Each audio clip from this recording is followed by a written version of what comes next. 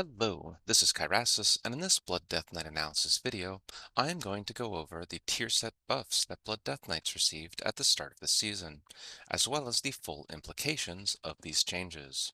In total, this includes reviewing the March 10th and March 11th tier set hotfixes themselves, explaining how these hotfixes are changing the way players are approaching Blood Death Knights, discussing these specific changes to our character build that happened as a result, and identifying what changes we want to make to our gameplay due to these hotfixes. At the end of this video, you should have a better idea on how to be a more effective Blood Death Knight in the current state of the game. So, let us start with the hotfixes themselves. Everything had mostly been sorted out with 9.2 when Season 3 officially began, with only a few open questions left to investigate. However, without any warning, Blood Death Knights received some tier set tuning on March 10th, specifically for their 2-set tier set bonus.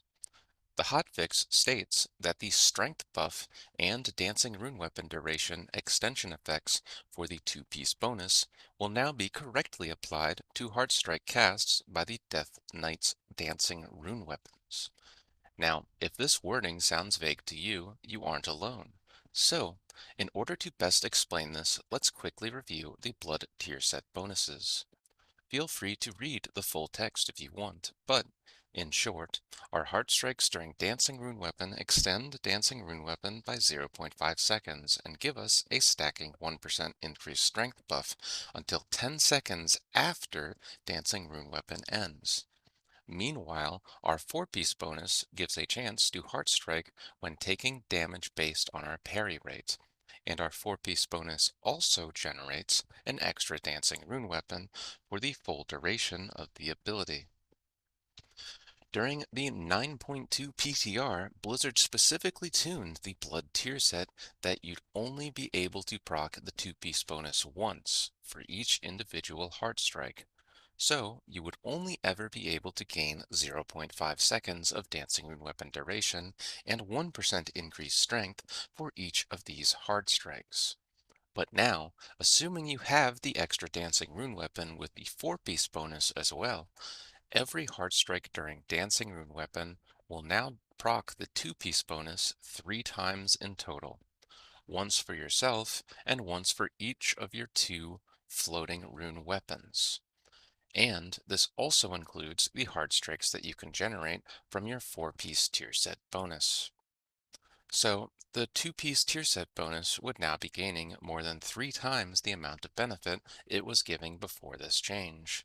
To be fair, the 2-piece bonus was really weak compared to other tier set bonuses before this change, barely giving any extra mitigation, damage, or extra defensive uptime at all. So this change shouldn't be too drastic when you take that into consideration, right? In less than a day, the following screenshot of a damage meter started making the rounds from a Mythic Scolex raid encounter. And even if you take into consideration the fact that Scolex applies a dot to the entire raid that really helps with triggering our 4-piece tier set bonus more often, I think you can agree that the Blood Death Knight's damage here is maybe looking a little too high relative to everyone else's damage. So, given how weak the 2-set bonus was before, why are we seeing such a massive change in Blood Death Knight damage potential from the March 10th hotfix? What's going on to suddenly cause Blood Death Knights to top damage meters in Raid? Here's a simplified breakdown of how our 2-piece tier set bonus generates value.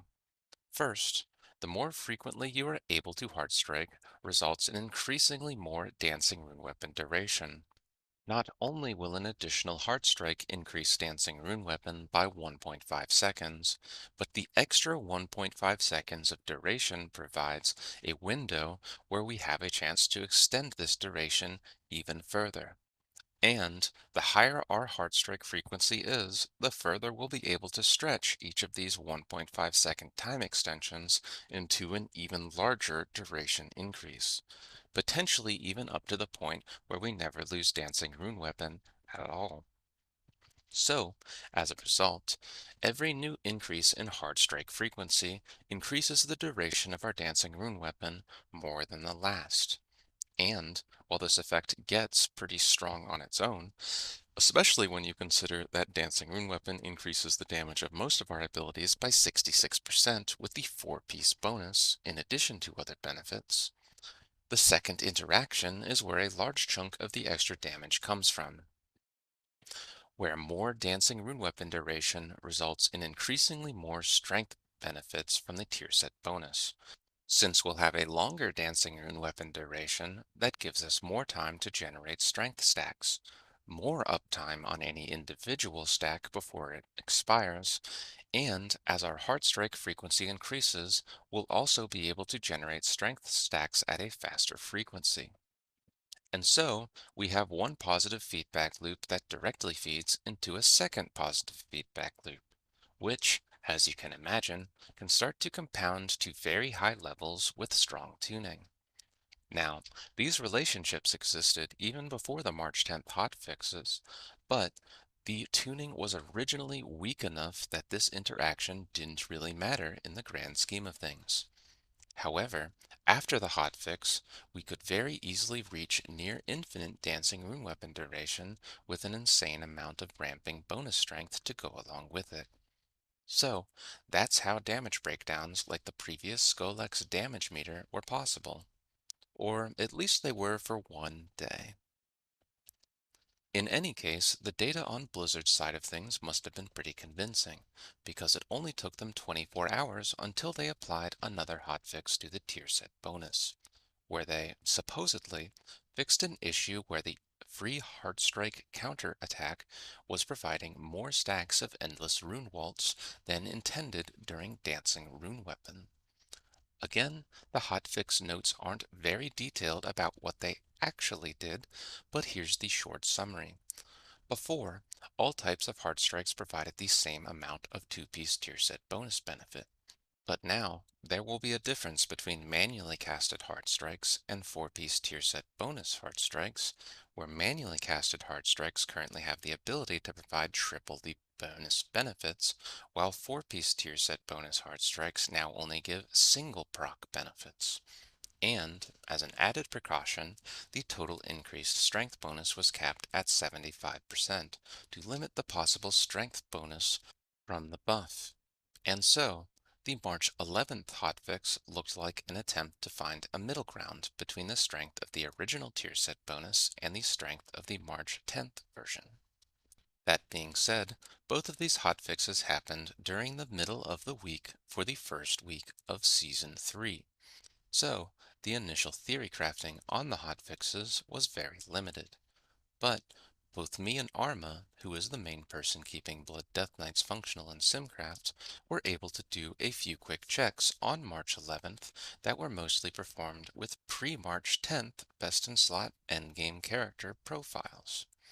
In these early checks, it was looking like you could now reliably extend Dancing Rune Weapon to double or even triple its original duration, and we would gain roughly 15 to 20% more damage from this buff compared to before either hotfix, which seemed like it would put Blood Death Knights a lot closer to the damage of other tanks compared to where we were before any of this tuning began. So, needless to say, this all looked pretty reasonable at first glance, given where Blood Death Knights were power-wise before the hotfix. But once the weekend rolled around on March 12th and I had a chance to look at the full implications of these changes, things started to get a lot more interesting. You see, the original checks were using character builds that were optimized around a pre-hotfix tier set. But if our character build or rotation changed as a result of the hotfixes, the actual performance of the new tier set would be a larger buff than what they had originally looked like in these early checks. And, as it turns out, that is exactly what happened. So, let's take a quick look at how the implications of our tier set changed and why our character build and rotation changed due to the hotfix. For our original tier set bonus, the most significant portion of it was mostly the extra heart strikes being generated by the four-piece bonus, as well as the enhanced power of Dancing Rune Weapon itself. So, as a result, anything enhancing heart strikes became more valuable. Critical strike rating itself became more valuable since it could significantly increase our rate of four-piece heart strike procs. Anything allowing for more dancing rune weapon casts became more valuable, like Crimson Rune Weapon and Tombstone, and the extra resource regeneration from the four-piece Heart Strikes meant we benefited from making a few rotational adjustments, simply to better deal with the higher levels of resource generation we would be seeing. While it is now outdated, I have an older video that goes into most of the implications of the original 9.2 tier set bonuses in more detail. But this is the short version. Moving into a post-hotfix world, the main thing that changed was the power of the two-piece tier set bonus. Remember these graphs about how the two-piece tier set bonus generates value? Well, even if the interaction was nerfed from the March 10th version, the current interaction is still much more powerful than what it was before the hotfixes. In particular, what do you think happens when we start making changes to increase our heart strike frequency? With more heart strikes, we will now see a significant increase in Dancing Rune Weapon uptime, as well as a significant increase to our average increased strength benefit. Furthermore, even without build modifications, our Dancing Rune Weapon casts are going to be longer and resulting in larger strength bonuses due to the changes. So, our individual Dancing Rune Weapon casts are going to be even stronger than they were before. And, while it's true that Critical Strike was originally looking to be more valuable because of its ability to generate more counter-attack heart strikes, this hotfix now puts that benefit into question, since we can now have higher Dancing Rune Weapon uptime and higher bonus strength. Both of these things increase the amount of time we'll have a parry rate above 50%. And, at least against damage that we can parry, this means that any additional parry rate, such as parry that we gain from critical strike rating, would lower our effective proc rate of the four-piece tier set bonus. Also, if we take into consideration the fact that manual heart strikes generate significantly more two-piece benefits than four-piece heart strikes, the four-piece heart strikes are now relatively less powerful than regular heart strikes. So, both of these changes are going to work against critical strike in particular. Furthermore, because of the extra benefits being given to manually cast heart strikes during Dancing Rune Weapon, we'll see that it ends up changing our ability priorities during Dancing Rune Weapon to give more priority to Heart Strike and less priority to competing abilities. But we'll talk about those in more detail later. So, while most of the original implications are still intact, here is a summarized list of updated implications.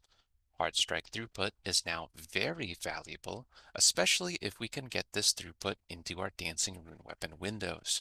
And while Dancing Rune Weapon cooldown reduction gained some value with the original tier set bonuses, it is now significantly more valuable after the hotfixes. As it turns out, the extra value that was originally being given to Critical Strike is mostly going to go away with the adjustment. And finally, there are benefits to prioritizing Heart Strike higher during Dancing Rune Weapon due to the hotfixes, and to a much larger extent than what we were looking at before the hotfixes.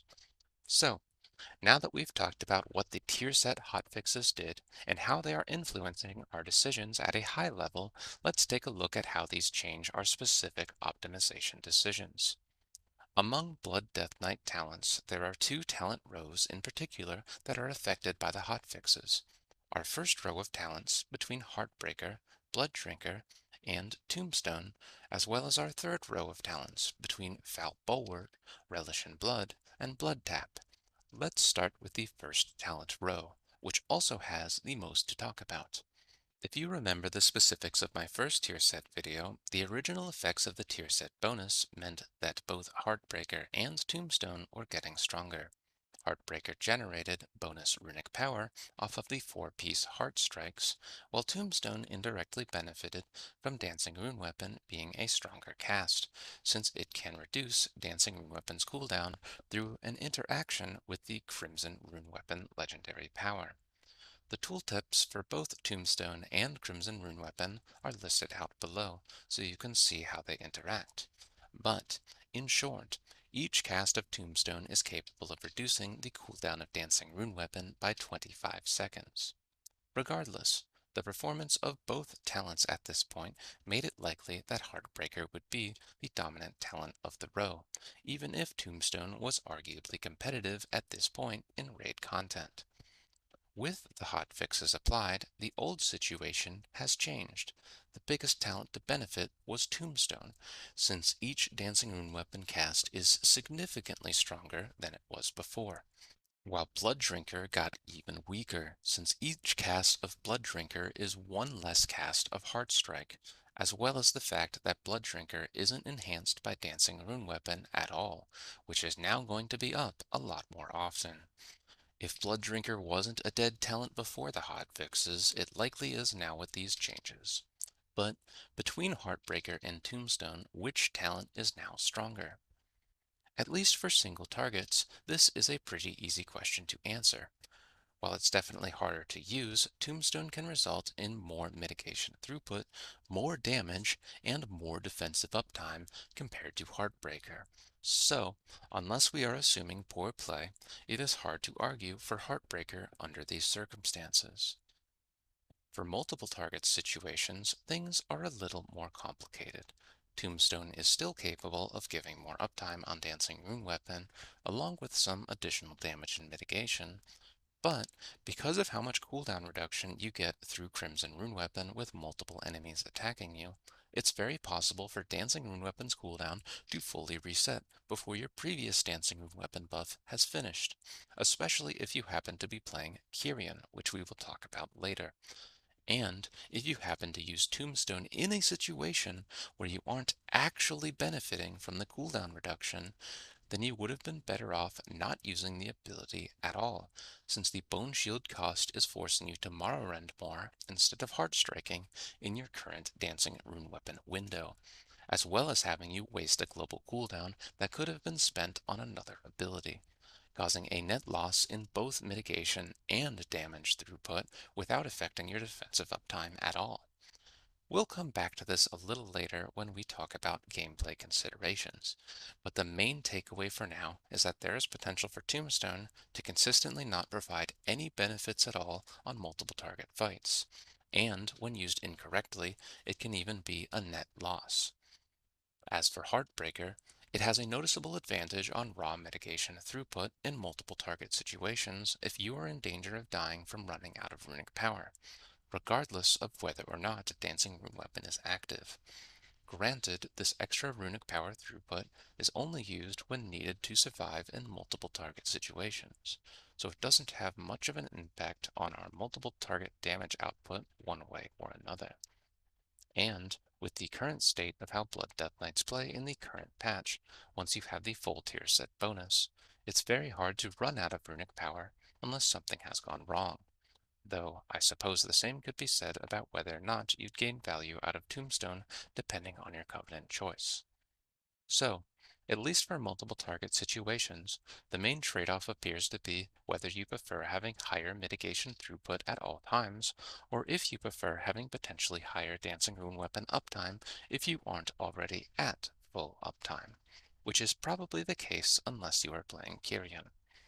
However, the math is messy enough that there is not a clear answer on which one is going to be strictly better against multiple targets, especially when trying to account for real-world situations and player error. I do think a player is generally more likely to get more benefit out of Tombstone, though, in something like a Mythic Plus dungeon, but it's not a completely one-sided comparison, and this assumes that the player is able to use Tombstone effectively. As for our third talent row, we were originally looking at a situation where not much directly changed as a result of patch 9.2, The main takeaway was that both Blood Tap and Relish in Blood were less impactful to our overall mitigation and damage, so there was more room for Foul Bulwark to see play in content where effective hit points were valuable, such as mid to high level Mythic Plus dungeons. So, while Blood Tap was expected to be the dominant talent choice, I also expected to see a rise in Foul Bulwark usage, particularly in Mythic Plus. In this case, the effects of the hotfix should be pretty obvious. Blood Tap got a lot stronger since Heart Strikes are so valuable now during Dancing Rune Weapon, while nothing really changed for the other two talents. As a result of this, it becomes a lot more costly to take Foul Bulwark regardless of the situation.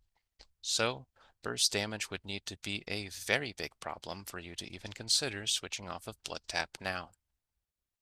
The next topic we'll talk about are covenants. Before the hotfix, we were looking at a season that was very favorable to Night Fae. They had a second legendary power that was strong in all situations. The extra 4-piece Heart Strikes did more damage and generated more runic power for Night Fae in particular. The 4-piece Heart Strikes and second legendary power both made the rotation significantly easier to perform, and the baseline power of Night Fae was already high even before coming into patch 9.2. So, while all of these benefits are still mostly true, the recent hotfixes affected each covenant differently, because there is a difference in Heartstrike cast frequency between each of them. And, as we've talked about previously, higher Heartstrike throughput can be very valuable in the current state of the game. In short, Night Fae is required to use some amount of runes on Death and Decay to maintain Death's Due, even with perfect play. Venthyr's Swarming Mist requires runes to cast in the first place. Necrolord generates extra Bone Shield charges with Abomination Limb, which means that they can cast Heartstrike more by Mara Rending less. And finally, Kyrian generates runes with Shackle the Unworthy, because of their Covenant legendary power, particularly on multiple targets where they can generate a rune for each attackable enemy. In short, Night Fae and Venthyr lose some ground with the hotfix, while Necrolord and Kyrian gain some benefits. Kyrian gains an exceptionally large amount of value from this interaction on multiple targets, where Shackle the Unworthy generates a lot more runes, and the ability even gains cooldown reduction up to 5 targets when using the Mechanicos Soulbind. So, how does this impact the overall Covenant balance? For single targets, we're mostly looking at Kyrian and Night Fae if we are looking at traditional metrics and ignoring utility considerations which play a bigger part in raids. If I had to pick which one is the best for general usefulness, I'd probably have to choose Night Fae.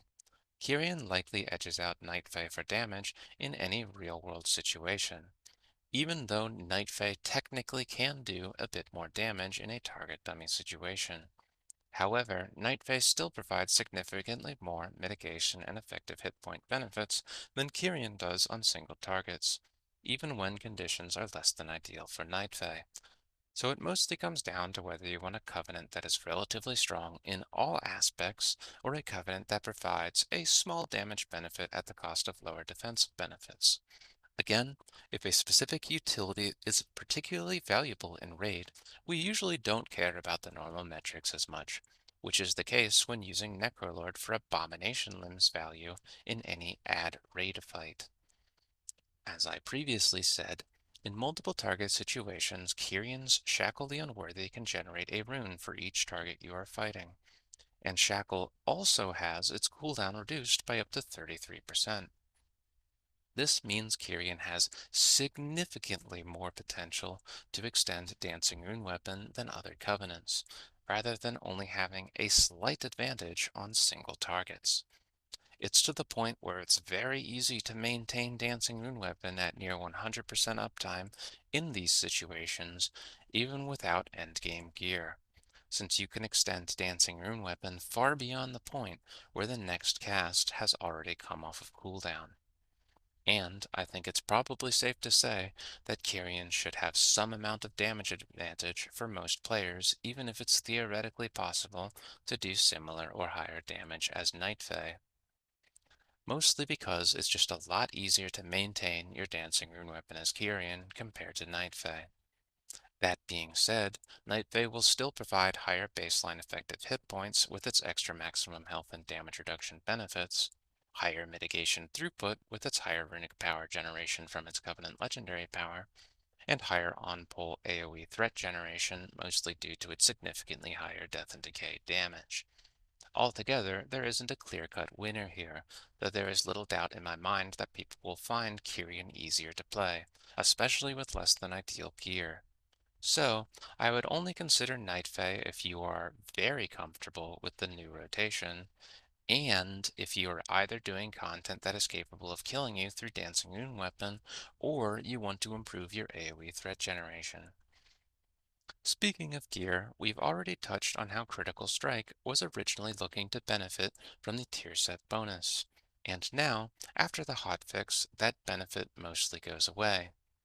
And, given everything else we've talked about so far, it shouldn't be too surprising to see that haste is the big winner with the recent hotfixes, because the extra rune regeneration it provides will ideally all go into more frequent heart strikes. However, it's hard for me to understate just how strong haste has become. So let's take a closer look at what we are getting with the haste relative to other stats. Before 9.2 and the hotfixes, haste was a relatively average source of mitigation, providing around the same amount of mitigation as versatility, while mastery provided significantly more mitigation, and critical strike provided significantly less. Now, haste is capable of providing almost as much mitigation as mastery in all scenarios, at least when we are starting off with a balanced secondary stat profile. This increase in haste mitigation is mostly due to the increase in dancing rune weapon uptime. But what about damage? Before, haste was originally a relatively above average source of damage. But due to the hotfix, haste is significantly stronger than all other secondary stats for damage in general. This is due to not only the higher dancing rune weapon uptime haste provides, but also the ramping bonus strength that is also being provided.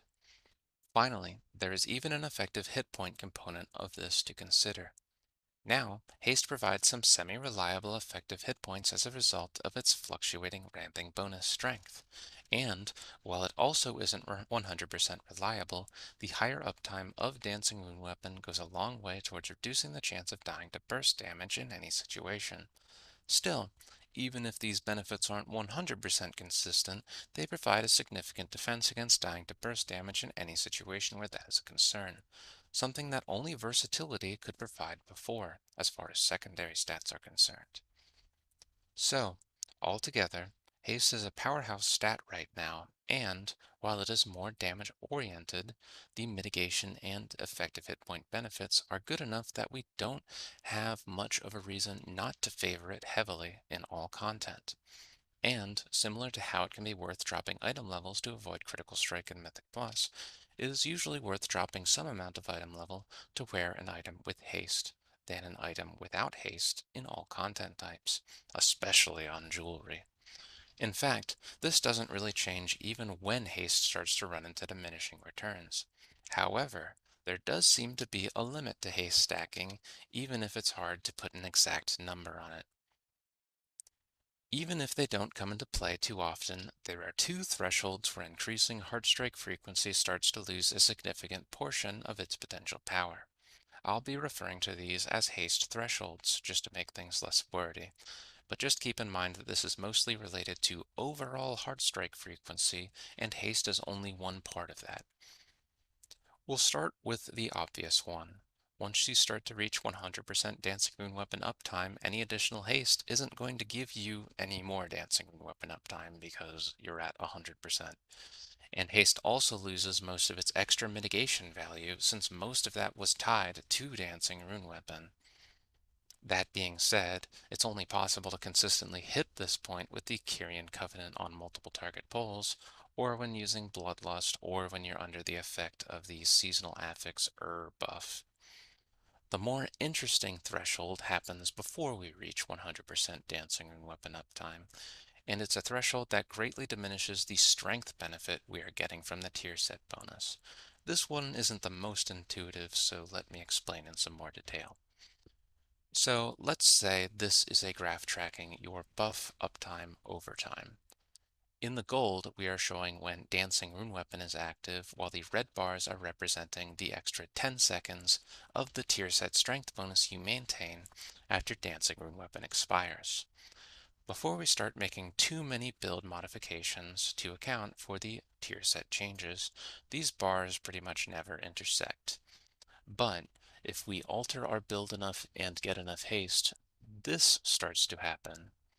In this scenario, we are now able to recast Dancing Rune Weapon while our old strength buff is still active from the previous Dancing Rune Weapon cast. And the main reason why this is significant is because you are not able to create a new stacking strength buff until your original strength stack expires, and you are not able to refresh the duration of this old strength stack either. So now, the first few heart strikes of your new Dancing Rune Weapon cast are either adding strength stacks to a buff that is going to expire in less than 10 seconds, or if the remaining strength stack is already at the cap of 75% increased strength, then your heart strikes are not increasing the strength value of this stack at all.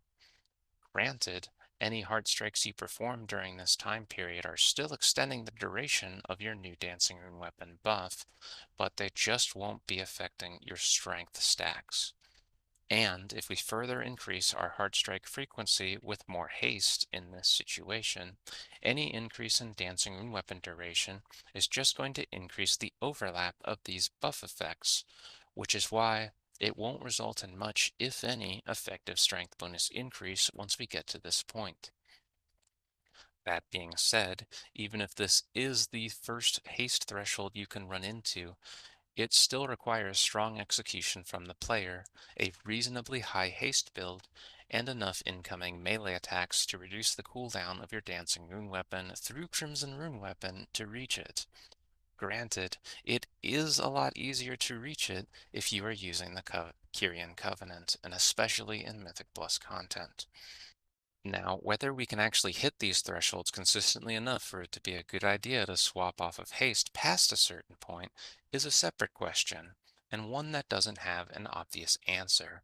But just be aware that these breakpoints exist, and you may be able to pick up on if and when these value thresholds may be applicable to you. Before I forget, I just wanted to touch on Critical Strike quickly. The tier set originally was going to raise the value of Critical Strike enough that it wasn't worth dropping item levels to avoid outside of Jewelry and Mythic Plus, since Critical Strike was originally looking like that it could significantly increase the frequency of our 4-piece Heart Strikes.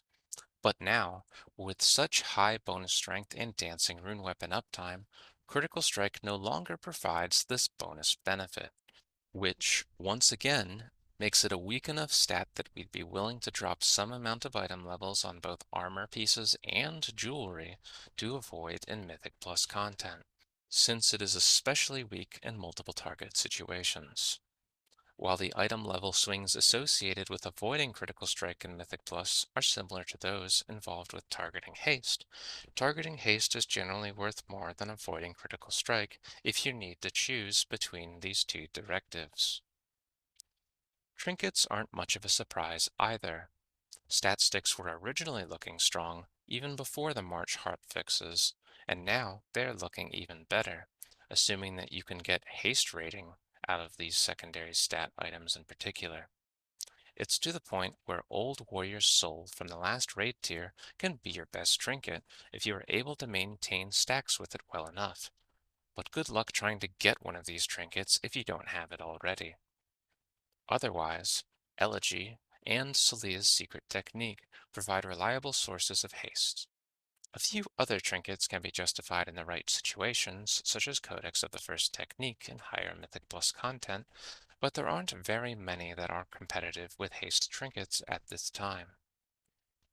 And while Crimson Rune Weapon was looking pretty dominant before, it should be no surprise that now there is practically no reason to even consider any other legendary item. And this wraps up the discussion around optimization changes. The last topic I wanted to touch on was gameplay considerations, which see a few changes. Most of these are rotational modifications, but I'll also be talking about tombstone usage at the end of this section, since it's a talent that not a lot of people have experience using. The core reason that a rotation sees changes is that hard strikes are now relatively more valuable during Dancing Rune Weapon than they were due to the new Dancing Rune Weapon duration extension and bonus strength stacks that are being generated. As such, it's important to note that almost all rotation changes are only relevant when Dancing Weapon is active, though there are a few exceptions. Normally, our main concern with Blood Tap is making sure that we are efficiently using its rune regeneration by only using it when we are at low rune levels. And if you were strong at performing the blood rotation, you could try to gain extra value out of the final blood tap charge by only using it in circumstances where it was especially valuable, such as when your runic power levels were also low, since it is a 2-charge ability. The second charge provides an opportunity to generate extra value in this way. As a result of the hotfix, it turns out that the best way to use Blood Tap is to provide an extra Heart Strike during Dancing Rune Weapon, since that is when Heart Strikes are generally the most valuable. And if we are going to be using it in this way, there isn't much of a reason to worry about our runic power levels anymore at all.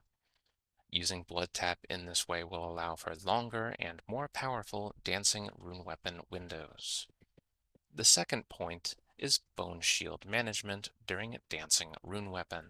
Before the hotfix, there wasn't much of a benefit to losing Ossuary during Dancing Rune Weapon to maximize Mararend Bone Shield generation when you took everything into consideration.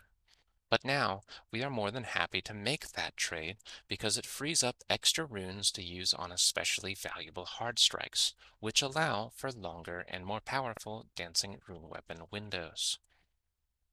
Third, we have Blood Boil. We'd normally be using Blood Boil in the following way.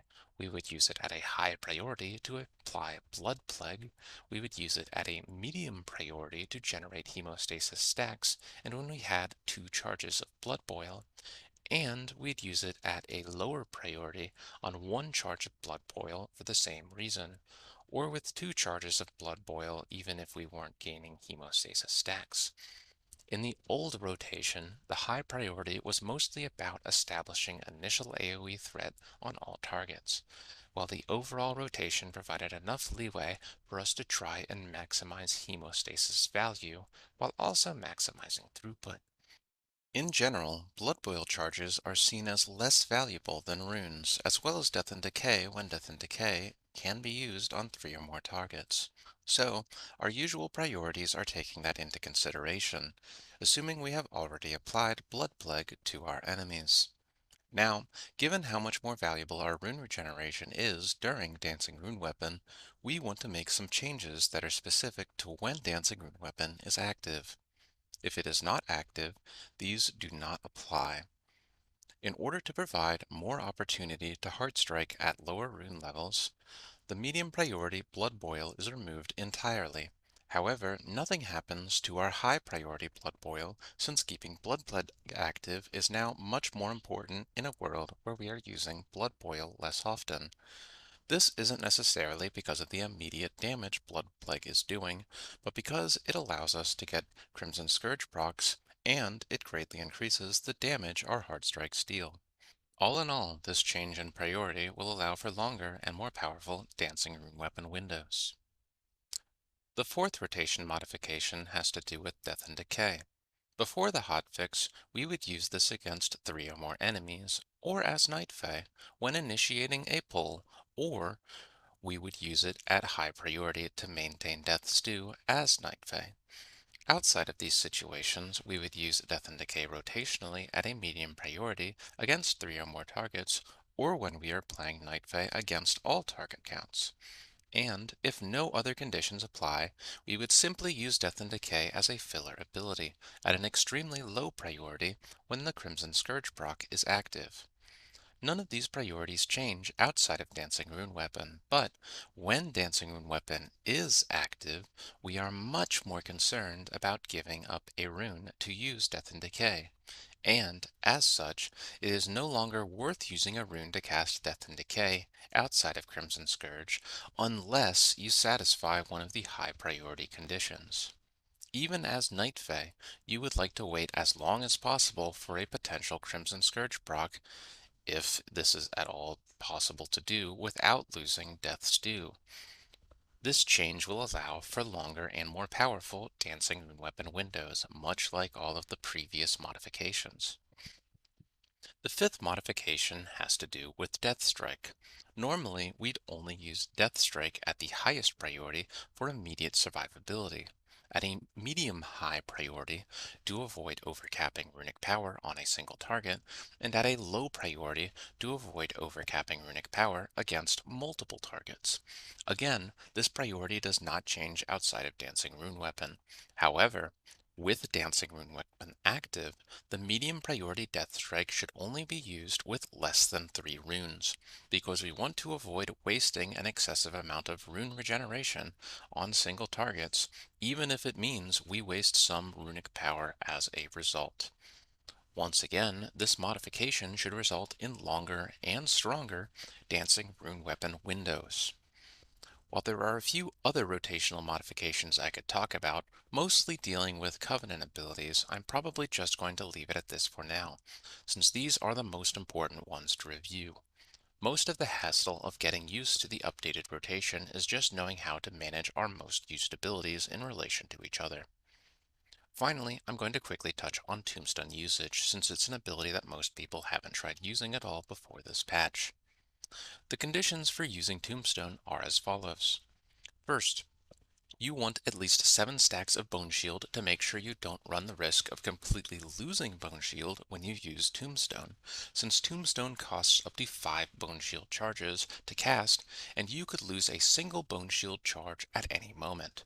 So, using 7 stacks as a threshold, we know we'll at least maintain Bone Shield for a few seconds after using Tombstone. Second, we'll either want 2 runes on hand to be able to immediately use Morrowind after, or, if we are affected by Dancing Rune Weapon, we can forego the runes if we have 8 or more Bone Shield charges, since we don't mind losing Ossuary during Dancing Rune Weapon. During Dancing Rune Weapon, we are only using Morrowind once we reach 1 stack of Bone Shield, so as long as we have something of a Bone Shield buffer in order to provide enough time to get 2 runes before we lose Bone Shield completely, it's perfectly fine to Tombstone without any runes immediately available. Third, we only want to use Tombstone if the cooldown reduction we are generating for Dancing Rune Weapon is actually going to contribute to us using Dancing Rune Weapon faster than we would have without using Tombstone. We talked about this a little bit before, but if our current Dancing Rune Weapon buff was already going to last until our next Dancing Rune Weapon was off of cooldown, it is not beneficial to use Tombstone at all.